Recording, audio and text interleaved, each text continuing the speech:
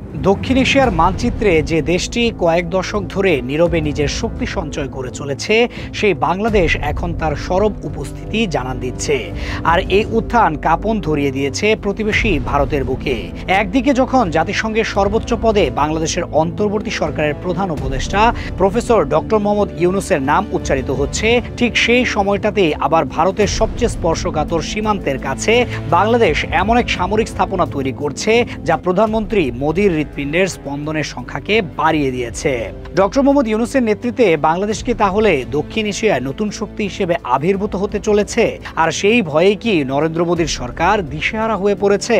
জাতিসংঘের পরবর্তী মহাসচিব কে হচ্ছেন, এই নিয়ে বিশ্বজুড়ে যখন জল্পনা কল্পনা চলছে, তখন অপ্রত্যাশিতভাবে আলোচনায় উঠে এসেছে বাংলাদেশের অন্তর্বর্তী সরকারের প্রধান উপদেষ্টা এবং নোবেলজয়ী ডক্টর মোহাম্মদ ইউনূসের নাম। বর্তমান মহাসচিব অ্যান্টোনিও গুতেরেসের মেয়াদ 2026 সালের 31শে ডিসেম্বর শেষ হতে চলেছে। এর আগেই শুরু হয়েছে পরবর্তী মহাসচিব নির্বাচনের প্রক্রিয়া। যদিও এই পদের জন্য চিলির সাবেক প্রেসিডেন্ট মিশেল ব্যাশেলে, আর্জেন্টিনার রাফায়েল মারিয়ানো গ্রোসি এবং কোস্টারিকার রেবেকা গ্রিনস্প্যানের মতো হেভিওয়েট প্রার্থীদের নাম শোনা যাচ্ছে, কিন্তু গোপনে সবচেয়ে বেশি আলোড়ন সৃষ্টি করেছে প্রফেসর ডক্টর মোহাম্মদ ইউনূসের নাম। বাংলাদেশের পররাষ্ট্র মন্ত্রণালয়ের একটি সূত্র মতে ডক্টর ইউনূসকে মহাসচিব করার বিষয়টি নতুন নয়, বরং প্রায় 6 মাস ধরেই এটি স্থানীয় এবং আন্তর্জাতিক কূটনৈতিক মহলে আলোচিত হচ্ছে। যদিও বাংলাদেশ সরকার আনুষ্ঠানিকভাবে এখনও কোনো ঘোষণা দেয়নি, তবে জাতিসংঘের সর্বশেষ সাধারণ পরিষদের অধিবেশনে বর্তমান মহাসচিব গুতেরেসের সাথে ডক্টর ইউনূসের বৈঠকের পর এই গুঞ্জন আরও শক্তিশালী হয়েছে। সাধারণত জাতিসংঘের মহাসচিব বিভিন্ন মহাদেশ থেকে পালাক্রমে নির্বাচিত হন। সেই হিসেবে এবার ইউরোপের বাইরে অন্য কোনো মহাদেশ থেকে মহাসচিব নির্বাচিত হওয়ার সম্ভাবনা প্রবল। যদিও আফ্রিকা মহাদেশের কথা বলা হচ্ছে, কিন্তু জাতিসংঘ প্রায়শই তার প্রথা ভেঙে বিশ্বের প্রয়োজন অনুযায়ী সিদ্ধান্ত নিয়ে থাকে। ডক্টর ইউনূসের মতো একজন বিশ্ববিখ্যাত ব্যক্তিত্ব, যিনি তৃণমূল পর্যায়ে অর্থনৈতিক মুক্তির জন্য নোবেল শান্তি পুরস্কার পেয়েছেন, তাকে যদি মহাসচিব হিসেবে নির্বাচিত করা হয় তবে অবাক হওয়ার কিছু থাকবে না। আর এখানেই ভারতের সবচেয়ে বড় মাথা ব্যথার কারণ। একবার ভাবুন, যে বাংলাদেশকে ভারত সবসময় নিজেদের বলয়ের মধ্যে রাখতে চেয়েছে, সেই দেশের একজন নাগরিক যদি জাতিসংঘের সর্বোচ্চ পদে বসেন, তাহলে আন্তর্জাতিক অঙ্গনে বাংলাদেশের প্রভাব কোথায় গিয়ে দাঁড়াবে? তখন আর ভারতকে সমীহ করে চলার কোনো প্রয়োজনই থাকবে না বাংলাদেশের। এই সম্ভাবনাটি নয়াদিল্লির নীতি নির্ধারকদের কপালে চিন্তার ভাঁজ ফেলেছে। তবে ভারতের ভয় কেবল কূটনৈতিক অঙ্গনে সীমাবদ্ধ নয়, তাদের মূল আতঙ্ক তৈরি হয়েছে বাংলাদেশের সামরিক সক্ষমতা বৃদ্ধিকে কেন্দ্র করে, বিশেষ করে এমন একটি স্থানে যা ভারতের নিরাপত্তার জন্য সবচেয়ে দুর্বল এবং গুরুত্বপূর্ণ। ভারতীয় গণমাধ্যম নর্থ ইস্ট নিউজ সম্প্রতি একটি বিস্ফোরক প্রতিবেদন প্রকাশ করেছে, যা নয়াদিল্লিতে রীতিমতো আলোড়ন সৃষ্টি করেছে।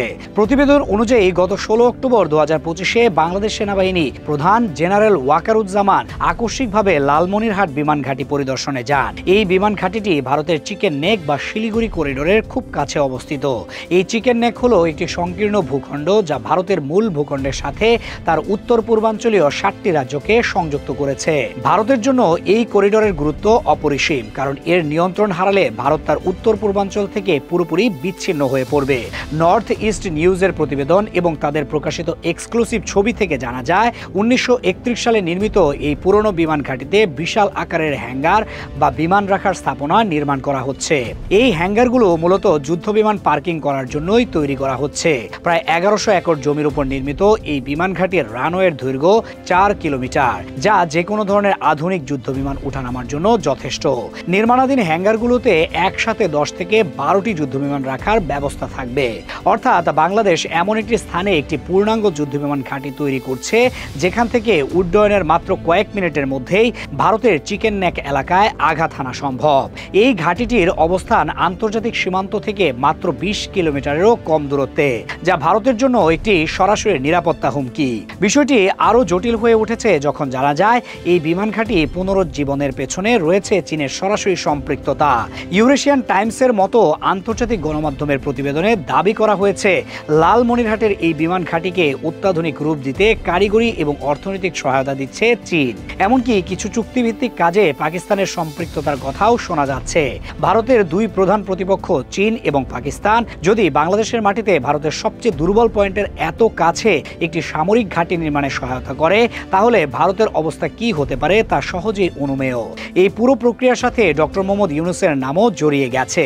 প্রতিবেদন অনুযায়ী গত মার্চে চীন সফরে গিয়ে ডক্টর মোহাম্মদ ইউনূস চীনের চীনের প্রেসিডেন্ট শি জিনপিং এর সাথে এই বিষয়ে বিস্তারিত আলোচনা করেছেন। অর্থাৎ এটি কোনো বিচ্ছিন্ন ঘটনা নয়, বরং বাংলাদেশের নতুন সরকারের একটি সুদূর প্রসারী পরিকল্পনার অংশ। এই বিমান ঘাঁটি একটি হ্যাঙ্গার নির্মাণের কাজ চলতি মাসেই পুরোদমে শুরু হওয়ার কথা রয়েছে। যদি এই প্রকল্পটি সফলভাবে বাস্তবায়িত হয়, তবে এটি বাংলাদেশের সার্বভৌমত্ব এবং সামরিক সক্ষমতাকে এক নতুন উচ্চতায় নিয়ে যাবে।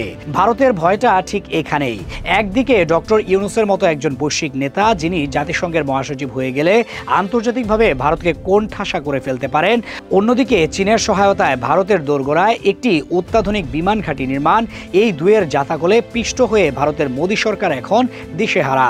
তারা বুঝতে পারছে বাংলাদেশ আর আগের মতো তাদের উপর নির্ভরশীল নয়, উল্টো নিজের শক্তিতে বলিয়ান হয়ে উঠছে এবং আন্তর্জাতিক পরিমণ্ডলে নতুন বন্ধু খুঁজে নিচ্ছে। বাংলাদেশের এই সামরিক অগ্রযাত্রা এবং কূটনৈতিক উত্থান রুখতে ভারত এখন কি করবে সেটাই দেখার বিষয়। তবে এটা স্পষ্ট যে ডক্টর ইউনূসের নেতৃত্বে বাংলাদেশ এক নতুন ইতিহাসের জন্ম দিতে চলেছে, যা দক্ষিণ এশিয়ার ক্ষমতার ভারসাম্যকে চিরদিনের জন্য বদলে দেবে। যে ভারত এতদিন বাংলাদেশকে নিজেদের প্রভাব বলয়ে রেখে তৃপ্তির ঢেকুর তুলছিল, আজ তারাই বাংলাদেশের সম্ভাব্য হামলার ভয়ে আতঙ্কিত। সময় আসলেই বদলে আছে, আর এই পরিবর্তিত সময়ের প্রমাণ মিলেছে ভারতের সাম্প্রতিক কর্মকাণ্ডে। নয়াদিল্লির আতঙ্ক এখন আর শুধু গণমাধ্যমের প্রতিবেদনে সীমাবদ্ধ নেই, তাদের গোয়েন্দা তৎপরতাও এর প্রতিফলনে দেখা যাচ্ছে। বিশ্বস্ত সূত্রে জানা গেছে, ভারতের মিলিটারি ইন্টেলিজেন্স বা MI এর একটি উচ্চ পর্যায়ের দল গত 14 অক্টোবর থেকে ঢাকায় অবস্থান করছে। চরম গোপনীয়তার মধ্যে এই দলটি বাংলাদেশ সেনাবাহিনীর বিভিন্ন ইউনিটের সাথে বৈঠক করছে বলে জানা যায়। তাদের এই আকস্মিক এবং গোপন সফরের উদ্দেশ্য কি? স্পষ্টতই লালমনিরহাট বিমান ঘাঁটির নির্মাণ কাজ এবং ডক্টর ইউনূস সরকারের ভবিষ্যৎ পরিকল্পনা সম্পর্কে সরাসরি তথ্য সংগ্রহ করাই তাদের মূল লক্ষ্য। ভারত মরিয়া হয়ে জানতে চাইছে চীনের সাথে বাংলাদেশের এই সামরিক সহযোগিতার গভীরতা কতটুকু এবং এটি ভারতের নিরাপত্তার জন্য ঠিক কতটা বড় হুমকি তৈরি করতে পারে। এই গোপন গোয়েন্দা তৎপরতা এটাই প্রমাণ করে যে ভারত এখন বাংলাদেশকে আর তার আগের দৃষ্টিতে দেখছে না, বরং ডক্টর ইউনূসের অধীনে বাংলাদেশকে একটি সম্ভাব্য চ্যালেঞ্জ হিসেবে বিবেচনা করছে তারা। যখন একটি দেশ আলোচনার জন্য কূটনৈতিক পথের পরিবর্তে গোয়েন্দা সংস্থার উপর নির্ভর করে, তখন বুঝতে হবে পরিস্থিতি কতটা গুরুতর। ভারতের এই ছায়াযুদ্ধই বলে দিচ্ছে বাংলাদেশের উত্থানকে তারা কতটা ভয় পাচ্ছে। নয়াদিল্লির এই অস্থিরতা বাংলাদেশের জন্য একটি বড় বিজয়, কারণ এটি প্রমাণ করে বাংলাদেশ এখন এমন এক শক্তিতে পরিণত হয়েছে যাকে অগ্রাহ্য করার ক্ষমতা আর কারো নেই, এমনকি ভারতেরও না।